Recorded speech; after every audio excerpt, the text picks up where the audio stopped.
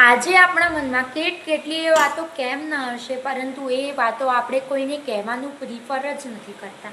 કારણ કે આપણને એવું જ લાગે છે કે મેં આ વાત જોઈને કીધી તો એ શું વિચારશે, એની વિચારધારા કેવા પ્રકારની હશે, એ કેવું વિચારશે.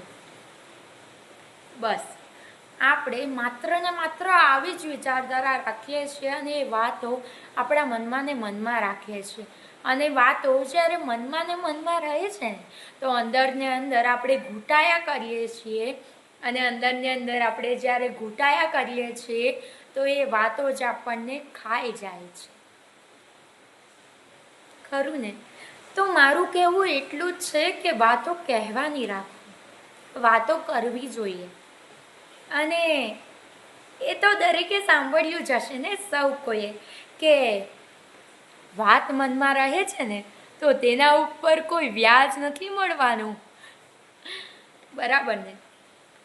તો તે ઉપર મેં કાંઈક લખ્યું છે કે આ રાત છે ને મનમાં ઘણી વાત છે, કે આ રાત છે ને મનમાં ઘણી વાત છે. આખી રાતો એટલે કે આખી રાત આ બસ વાતોથી પસાર કરવી છે, પણ મનમાં કાંઈક અણગમો છે. હસતા રમતા આ રમૂજી વાદળાને પણ ક્યારેક કાળા થવું પડે છે ને ઉનાળામાં પણ આપણે ભીંજાવવું પડે છે. તેમ વાત કોઈને કહેવાથી, તેમ વાત કરવાથી મન હલકું પણ કરવું પડે છે. વાત કરવી, શું કરવી શું ના કરવી, બસ એ જ છે કે વાત કરવી. જેમ પંખીને વૃક્ષની ડાળી વાલી છે, કે જેમ પંખીને વૃક્ષની ડાળી વાલી છે, તેમ મનને, તેમ હૃદયને પણ આ વાત વાલી છે. જેમ વૃક્ષ નીચે બેસવાથી આપણને છાયો મળે છે ને, તેમ વાત કોઈને કહેવાથી આ મનને છાયો મળે છે. વાત કોઈને કહેવાતી નથી ને કરાતી નથી, કે વાત કોઈને કહેવાતી નથી ને કરાતી નથી. આ મનની પ્યાસ હવે બુઝાતી નથી.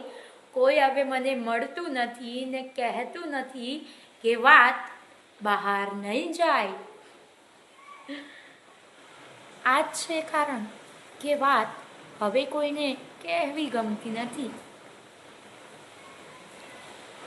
અરે હું માનું છું કે વાત આપણે કોઈને ના કહી શકીએ, પરંતુ પુસ્તકને તો કહી શકીએ ને, કારણ કે પુસ્તક એ જ આપણો સાચો મિત્ર છે. અને પુસ્તકને જો આપણે કહેશું ને તો એ ડર પણ ના રહેશે કે વાત બહાર જશે તો, કારણ કે આપણને ખબર છે કે વાત બહાર નહીં જાય.